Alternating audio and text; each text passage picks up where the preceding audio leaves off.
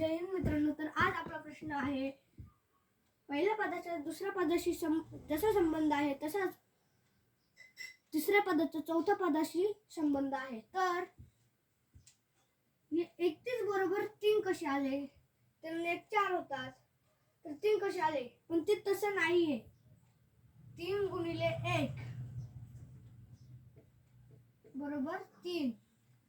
तर मग 45 म्हणजे 5 गुणिले 4 20. तर आपला पहिलाच ऑप्शन आहे, पर्याय क्रमांक 1.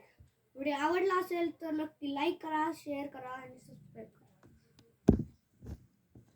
आणि एक माझं आलं तर एक तुमचं.